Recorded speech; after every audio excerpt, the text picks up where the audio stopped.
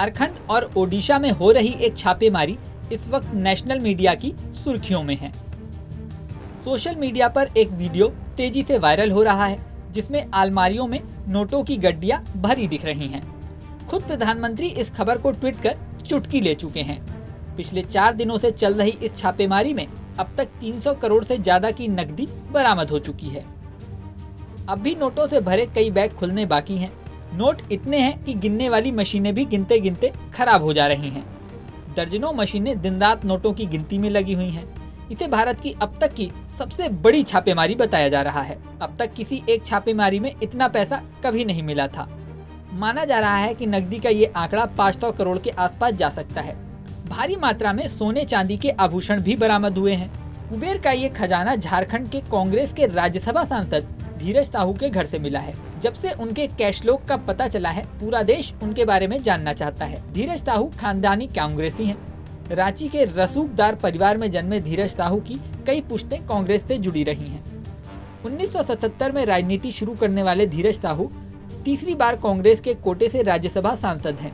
पहली बार वह साल 2009 में राज्यसभा पहुंचे थे। धीरज साहू 2 बार चतरा विधानसभा से विधायकी का चुनाव भी लड़ चुके हैं।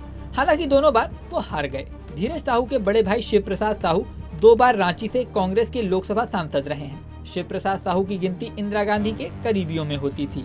उस जमाने में चुनाव प्रचार के दौरान इंदिरा गांधी कई बार इनके घर रुकती थीं। कहा जाता है कि उस समय सांसद विधायक के चुनाव के लिए टिकट से लेकर मंत्री पद तक इस परिवार की सिफारिश पर तय होता था। कुछ मीडिया रिपोर्ट्स के मुताबिक किसी जमाने में देश के प्रथम राष्ट्रपति डॉक्टर राजेंद्र प्रसाद भी धीरज साहू के घर आए थे। दरअसल धीरज साहू के पिता बलदेव साहू स्वतंत्रता सेनानी थे।